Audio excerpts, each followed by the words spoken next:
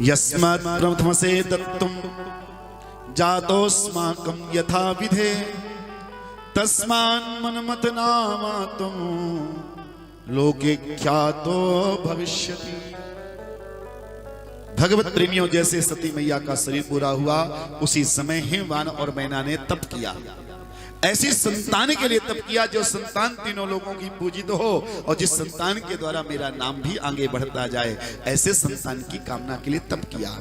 आकाशवाणी हुई, हे हिमवान मैना, आप निश्चिंत होकर अपने भवन को जाओ। आपके यहाँ जगत जननी जगदम्बा माता दुर्गा का अवतार होने वाला है। अब तो हिमवान मैना जाकर गृहस्थी का पालन करने लगे। सुंदर शुभ मुहूर्त पर माता पार्वती जी का अवतार हुआ। बोलिए जगदम्बा मैया की जय। जैसे पार्वती का अवतार हुआ, नामकरण संस्कार हुआ। नामकरण संस्कार में नारद जी पधारे। नारद जी महाराज ने हस्तरेखा देखने लगे। हम सबको अपनी हस्तरेखा पत्री दिखाना चाहिए और अच्छा भी लगता है सबको। नारद जी जैसा ज्योतिषी हो, त्रिकालज्ञ हो, तो जरूर दिखाना चाहिए, जिनको तीनों कालों का पता है। नारद जी ने हाथ देखा और हाथ देखते हुए पार्वती जी को भाग्य को वर्णन करते हुए कहते हैं, आपकी बेटी के हाथ में ऐसी रेखा है, तीनों लोगों की पूजित होगी, सारे संसार का कल्याण करने वाली होगी, आपका भी कल्याण करने वाली होगी। लेकिन इनके रेखा में एक दो कमियां भी हैं। इसे दूल्हा ऐसा मिलेगा जो अमंगल भेषधारी होगा, सांपों को लिपटाया होगा, कपड़ा भी नहीं पहनेगा, शमशान में रहने वाला होगा। ऐसे अनेक कमियां वर के अंदर गिनाई। हिमवान मैना तो चिंतित हो गए। नारद जी ने कहा, हे मैना, यदि आपकी बेटी तप करे तो ये सारे गुण भगवान भोलेनाथ जी में हैं। यदि भगवान भोलेनाथ इसे पति रूप में मिल जाएंगे तो सारे अवगुण गुण में बदल जाएंगे। पार्वती जी शीघ्र बड़ी हुई, क्योंकि शक्ति है, शक्ति कभी छोटी नहीं, बढ़ती जाती है। माता पार्वती तप करने के लिए जाती हैं। अनेक वर्षों तप किया। तप करके भगवान भोलेनाथ को पता लगा। इधर देवताओं ने कामदेव को भेजा शिव की समाधि खोलने के लिए। भगवान भोलेनाथ ने तीसरा नेत्र खोलकर कामदेव को जला दिया। भगवान श्री राम यानी विष्णु आए और विवाह के लिए निवेदन किया है। शिव जी सोचते हैं, माता पिता गुरु की जो बात होती है, कभी भी माता पिता और गुरु की बात को सोचना नहीं चाहिए, बिना सोचे विचारे कर लेना चाहिए। तीनों की बात गोस्वामी जी भी इस चौपाई को बड़ा सुंदर लिखते हुए कहते हैं, माता पिता गुरु प्रभु के वाणी, माता पिता गुरु प्रभु की वाणी, विनय विचार करे शुभ जाने, विनय विचार करे शुभ जाने, तुम सब बात परम हितकारी, तुम सब भांति परम हितकारी, आज्ञा सिर पर नाथ तुम्हारी, आज्ञा सिर पर नाथ तुम्हारी। मात पिता गुरु प्रभु की वाणी, अब बिना विचार करहि शुभ जानी। माता पिता गुरु और भगवान की बात को कभी भी सोचना नहीं चाहिए, जो कहीं कर डालिए अच्छा ही होगा। यह सोचकर भगवान भोलेनाथ विवाह के लिए स्वीकार कर लिए। सप्त ऋषि गए परीक्षा लेने के लिए। माता पार्वती ने परीक्षा दिया। सप्तऋषियों ने कहा, उस बाबा के चक्कर में क्यों पड़े हो, मैं तुम्हारा ब्याह करवा दूंगा जाकर नारायण से, जो शांताकारम भुजग शयनम पद्मनाभम सुरेशम है, तीनों लोगों के मालिक हैं। शंकर जी का चक्कर छोड़ो। पार्वती मैया ने कहा, मेरे गुरु ने कहा है तेरा विवाह शिव से होगा। मेरे मन में तो शिव बस गए हैं। अब नारायण कितने भी सुंदर हों, पर मुझे इस समय शिव से सुंदर कोई नहीं लग रहा है, इसलिए मैं ब्याह करूंगी तो शिव से करूंगी।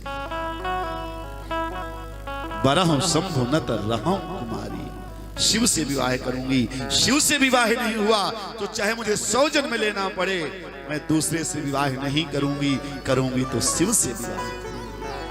ऋषि शिव जी को संदेश कहते हैं। शिव जी बड़े प्रसन्न हुए, पार्वती मेरे लिए ही बनी है। ऐसा करके ब्रह्मा जी को भेजा, चिट्ठी लेकर के ब्रह्मा जी हिमान मैना को चिट्ठी सौंपी है।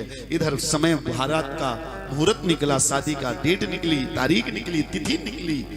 बरातियों को सबको चिट्ठी कार्ड भेजा गया, पत्र भेजा गया शिव जी की तरफ से।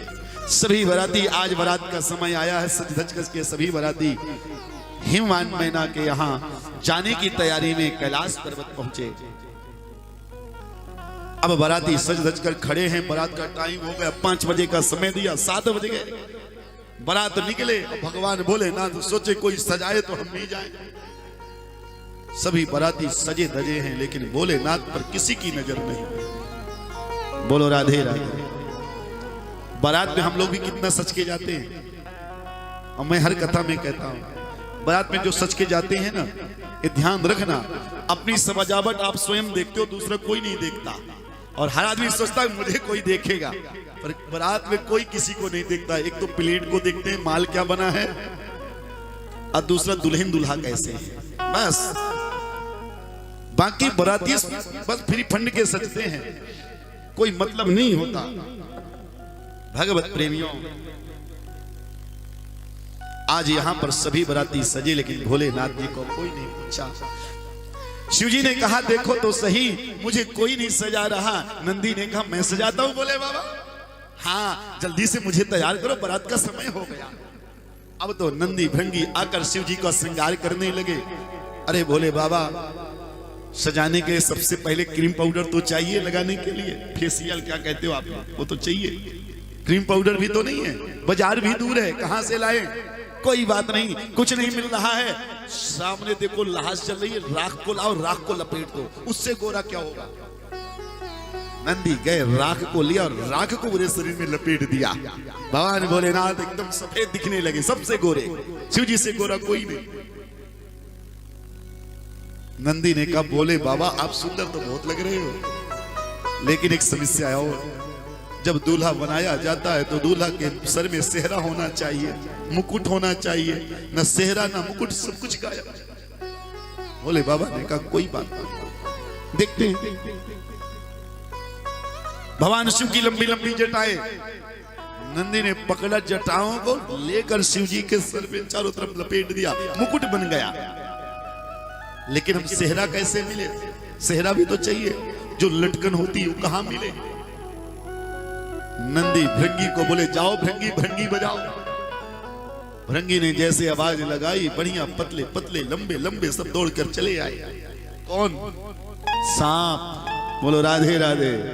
नंदी ने जो पतले पतले सांप थे उनको सेहरा बना दिया, बालों में जटाओं में लटका दिया। कोई ऐना कोई भेड़ा, सबरे सांप लटक गए। ओ अब तो भोले बाबा आप पूरे पूरे लग रहे हो। भोले बाबा ने कहा नहीं, अभी तो कमी रह गई। क्या? बोले दूल्हा जाए, दूल्हा के कानों में कुंडल ना हो। कुंडल भी तो होना चाहिए। हाँ बोले बाबा कुंडल तो जरूरी है। अब कुंडल कहाँ ढूंढे? दौड़े दौड़ा एक गण गया और 10-15 बिच्छू पकड़ कर लाया, बड़ी वाली। अब बिच्छू को लाकर शिव जी के कानों में लगा दिया। बोले बाबा ने कहा कुंडल जरा छोटे, कुंडल थोड़ी बड़े होना चाहिए। नंदी भृंगी ने 2-2, 4-4 बिच्छू लटकाए दिए। हाँ अब ठीक है, लेकिन जनेऊ पतला पतला दिखता है, जनेऊ तो विशेष दिखना चाहिए। जो सांप जरा लंबे लंबे थे, उन सांपों को नंदी ने पकड़ा और 3-3 सांपों को गले में लटका दिया। जनेऊ बन गई। बोले अब तो ठीक है, लेकिन सोने की चैन भी तो गले में होनी चाहिए। पहले के जमाने में चैन और घड़ी नहीं होती तो लोग आस पड़ोस से मांग कर ले जाते थे। गांवों में, शहरों में आपके यहाँ नहीं होता होगा, हमारे इधर होता था। मोहल्ले में एक की घड़ी हो जाए ना तो 10 बारात करके आती थी वो घड़ी, 10 दूल्हों के काम आती थी। किस उसके घड़ी ले आओ, पहना के दूल्हा को। अभी भी कई जगह होते हैं। अब तो नंदी ने कहा चिंता मत करो, हम सोने की चैन की व्यवस्था करते हैं। सांपों की वैरायटी आपने देखी है, बहुत लोग जाते हैं जू में, चिड़ियाघर में, वहां बहुत सारे सांप दिखाई देते हैं। एक सांप होता है पीला पीला, क्या कहते हैं? अपने कुछ कहते हैं उसको, नहीं, अब ध्यान नहीं आएगा। हमारे गांव तरफ उसको कुछ और कहते हैं। हाँ, हिरवा टाइप में होता, पीला पीला, वो सांप की वैरायटी में आता है। एक सेवक गया और जाकर पकड़ कर लाया पीले पीले सांप को। भोले बाबा, अब आपकी चैन बहुत अच्छी बन गई, सोने की चैन, पीला। भगवान ने कहा नजर ना लग जाए। नंदी ने कहा ऐसा करते कोई आकर अब देखेगा ही नहीं। क्या करोगे? बोले अब कोबरा को पकड़ कर लाएंगे। और एक अजगर सांप, बड़ा मोटा तगड़ा सांप को पकड़ करके शिव जी के दूसरे कंधे में रख दिया, और जो शिव जी की तरफ देखे उसी की तरफ ऐसा करे। अब तो सबरे सब भयभीत तो हो गए। कैसा अद्भुत श्रृंगार किया है, कैसा संवारने लगे हैं नंदी भृंगी।